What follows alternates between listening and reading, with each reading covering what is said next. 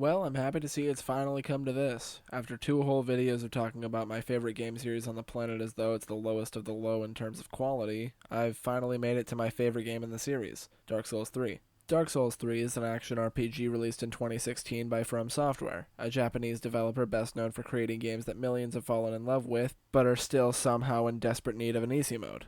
Dark Souls 3 is a game that seeks to perfect the formula created by the first game, and it's one that I feel succeeds incredibly well. Let's see how that is. The opening cinematic sets the stage for my favorite story setup in the series as well, showcasing how the cycle of Age of Fire / Age of Dark is fading and getting weaker each time. So many dipshits have gone to set themselves on fire in the same exact place at this point that the fire itself is trying to stop them from doing it again. The game begins with a tutorial that might be even more bare bones than the one in Dark Souls 2, however I didn't have much of a problem with that then, so I won't now. You move forward and get to the first boss in the game. Gundyr sets a great example for the bosses that you'll be fighting in the future, and I love how this game opens with this fast and aggressive of an enemy right off the bat. Killing him opens up the pathway to the Firelink Shrine Part 2. And if you're really foaming from the mouth to hear me talk about it, go back to my Dark Souls 2 review and skip to the Majula segment. Firelink Shrine opens up a path to Lothric Castle, a pretty great starting area with a good variation of enemies and design that loops back into itself. It's another area that I don't have a lot to say about, so I'll be using this area as an opportunity to talk about the group of mind-boggling morons that seem to think this game is impossible to beat without a difficulty setting. And get ready, because I sense a tangent coming on. Now, I'm sure this surprises nobody, but I'm a level of hipster trash tantamount to someone who routinely skinny dips in Starbucks dumpsters. This means a lot of very degrading things, but among them it means that I care a lot about the way games are portrayed as an art form. So game critics saying that they love the way Dark Souls handles its world building while simultaneously saying that they're unable to enjoy it because of its intense difficulty is a level of irony Tony Stark wouldn't be able to comprehend. Namely because the immense difficulty showcased in Dark Souls is the world building. Dark Souls takes place in a dying world where the undead lose their minds after they realize the futility of their actions. As soon as an undead loses hope, they go completely insane, lose their humanity, and become no more than the hollows around them. This is reflected in the gameplay by the amount of times a boss will kill you. Each time it chips away at your soul, breaking your will a little more. If you were to take this system away and add in the option to remove the challenge of the game, the entire experience would have zero translation to gameplay. That's not even to mention the immense rush of satisfaction and adrenaline that the player gets from completing an immense challenge that they had no other way of beating. If I could have swapped to an easier difficulty to fight Sister Fried, I would have on my first playthrough. But I didn't because I couldn't. I had to fight her fair and square and just like everyone else who had beaten her. And when I finally killed her, I felt like I had conquered a country. So take that, Badgelum. I already have reviewed Civ 5. Hope it was worth not coming to my birthday party. This area is topped off with Vord of the Boreal Valley, who is another boss who is tough for beginners but easier than I'm told my mother is for anyone else. His biggest drawback is that you're almost unable to be hit when underneath him. So until his second phase, he'll barely be able to swing at you. The next area in the game is the one that made me realize that it's going to be very hard to find interesting things to say about the areas in this review. The Undead Settlement, however, is pretty well designed. I really like how Dark Souls 3 gives you much larger areas in terms of scale overall. You're now exploring entire villages and towns for a single area, and those are some of the most enjoyable places in the game. It ends with the optional Curse Rod at Greatwood, which gets points for being completely fucking disgusting, but everything else is so bland I feel myself losing interest just talking about it. You then move on to the Road of Sacrifices in Crucifixion Woods, a forest area that connects two other areas, the Cathedral of the Deep and the Faron Keep. Let's tackle the cathedral first, which is ironic considering how sinful the run-up to the area is. This is due to it being chock full of things like dogs that teleport behind you when they feel like they haven't ruined your day quite enough yet, and the Crystal Sage, which is either disappointingly easy or clip-loadingly frustrating depending on who you ask. I'm on the latter half, but even people who don't think this fight is hard will agree that there's nothing fun about this boss. There's no interesting mechanic other than the sage teleporting away from you, which Aldrich does better. Moving on, we have the Cathedral of the Deep, one of the best areas in the series. This area gives me serious Anor Londo vibes from its design. Maybe it's how you traverse the roof to get to it, but reminding me of one of my favorite areas of all time is not a bad thing in the slightest. It ends with the Deacons of the Deep, which aren't all that special. It's essentially a gaggle of NPCs scattered around an arena that you get to one-shot. Good thing that doesn't happen at any other time in the series. The cathedral ends at a dead end, which leaves the player with no other option than to backtrack to the Faron Keep, the Dark Souls 3 iteration of the Poison Swamp. the infamous addition to the Souls formula that no one has ever enjoyed in the existence of this entire goddamn franchise. But here's a fucking scalding hot take, I actually like it. This is for a couple reasons. For one, the design of the area has you following a set path that's subtle enough for the player to need to be paying attention, but noticeable enough to make it hard to get lost. Even if you do, your goal is to put out the fires in the towers scattered around the area, which are visible from almost anywhere within. So there's about as much possibility for you to get lost as there is possibility for me to get laid. The last is that the poison isn't all that intrusive, since the terrain can, for the most part, be navigated without the poison becoming a problem. But if you completely skip it, you'll miss out on the potentially valuable items scattered around the swamp, which leaves the choice to the player of whether they want to deal with the poison or just run straight through towards one of the best bosses in the main game. The Abyss Watchers are amazing. The fight starts off as a gank, but with the player being able to use one of the Watchers as an ally. This is until the second phase, where all of their power gets funneled into one Watcher and the player is forced into a 1v1. It's a very fun and unique fight that feels challenging enough for early game. The player then moves into an improved version of the Catacombs. This time around, the skeletons aren't as stupidly plentiful and the layout isn't nearly as confusing, but still fairly fun to explore. It ends with a boss that has a main gimmick that's interesting for the split second where you realize what you're supposed to be doing and never again.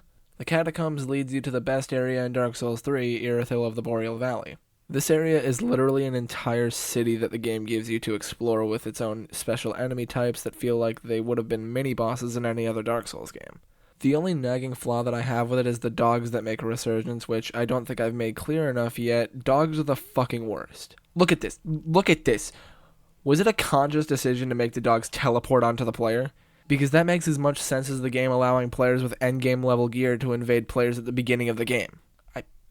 I have no words. I have no words. Regardless, Irithyll ends with Pond of Sullivan, another really fun fight who is ridiculously fast and aggressive. Halfway through, he spawns a doppelganger that telegraphs the real Pontiff's moves. The player is able to go one of two ways at this point, either forward to Aldrich or back to the prison area. In my playthrough, I went to the prison first and took on the jailers, who have the ability to take your health bar away just by looking at you.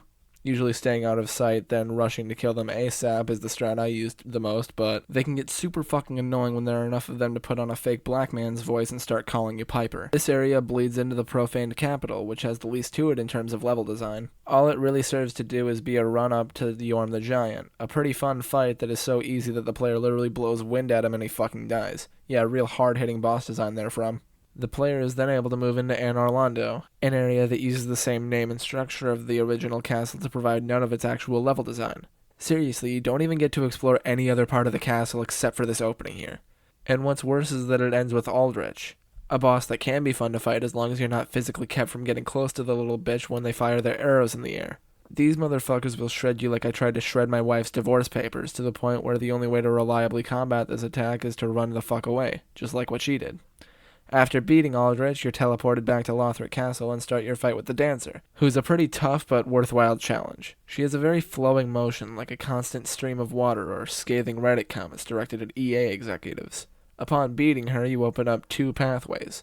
The first I'll talk to is the path to Osiris, a half-man, half-dragon hybrid who appears to have given birth to the invisible baby from JoJo Part 4. This piece of shit gets super pissed halfway through the fight, and that gives him the ability to just flail wildly in every direction, causing him to hit you without really knowing what. He's so unpredictable in the most annoying ways. Killing him leads you to the untended graves from the beginning of the game, but darker and full of these annoying cunts from the cathedral. You move forward and fight the super cool badass version of Iudex Gundyr from the beginning of the game. A lot of people say that he's super hard, but I found the incredible strategy of pressing B whenever I saw him start to attack, and it worked out just fine for me.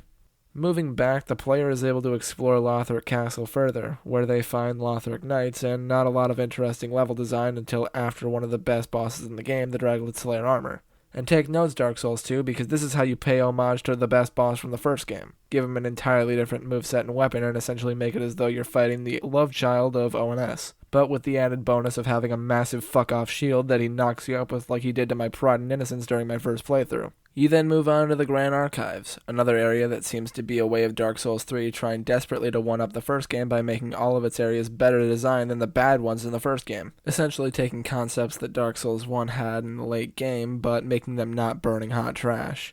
This area also has a fuck ton of shortcuts too, and it all leads up to Lorien and Lothric, another cool boss with an interesting mechanic. Lorien seems to live his life constantly envious of Christopher Walken, while Lothric spends the entire fight insisting to the player that traps aren't gay. Lothric rides on the back of Lorien and shoots spells at you while Lorien teleports around the arena trying to get the drop on you. It's a lot of frantic diving out of the way, and I think it was executed very well. Before we go on to the end of the game, there's still one optional area worth mentioning, along with one boss that should go unnamed while the other one already does. This area is kicked off by the Ancient Wyvern, which is one-shotted as soon as you scale the side of the building. After the Ancient Wyvern is defeated, you're teleported into the Archdragon Peak, another area that's fucking incredible. I love how an area that is actually surprisingly small can be this dense in terms of what's put in it. And it's all topped off by the Dragon Rider coming to prove his worth yet again. This time actually riding a fucking dragon. Good on you. His fight is amazing. The intense feeling that rushes through the player as he walks towards you with a weapon he electrified with the dragon he just fucking domed with his spear is so unreal. Finally being able to break through and kill this dumb fuck feels so fucking satisfying. Finally, the player ascends the kiln of the first flame and challenges the Soul of Cinder, a physical manifestation of every soul that has linked the fire in the past, ending with a Part 2 duel with the Lord of Cinder himself, Gwyn. This fight is a love letter to Souls fans, and I think even people who fucking hated this game can agree that this fight is incredible. I'm honestly at a loss for what to say about him. Killing him allows you to link the first flame, and Dark Souls 3 is finished. Overall, I think Dark Souls 3 in terms of quality and enjoyability to play is the best Souls game. I'd still say it's not the most creative out of all of them, since Dark Souls 1 was the inception of all of this with some insanely inventive ideas that were never expanded upon, but Dark Souls 3's ability to craft a game with a surprising lack of areas and bosses that made me want to carve scathing insults towards the developers into my retinas with a rusty razor blade really makes the game something special. Dark Souls 3 is so enjoyable to play with so many bosses and areas that I absolutely adore that I can't help but give this my full recommendation and seal of approval. Hope you all enjoyed this series. Next time I'm going to be covering something that's a bit different, but it might take me a bit longer to get finished. I just want to try to wash my hands of the Dark Souls series and move on to something that might help to get me more out there as a game reviewer. Hell, even I'm excited to find out what it's going to be.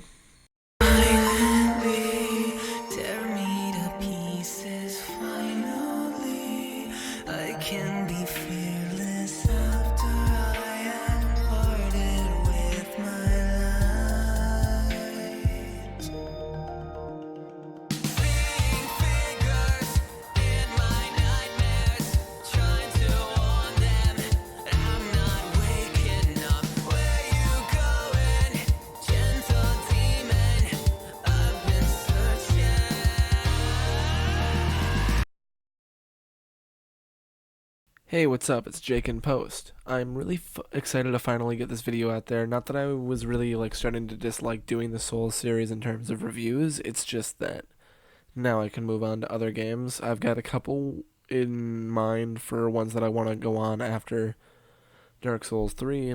I'll probably be giving more hints on what I'm going to be doing after this on my Twitter, which you can find in the description below or at the end card. It's at MaleArachnid. Other than that, thanks a lot for watching, and thanks to We Are the Empty for letting me use their song Carcass.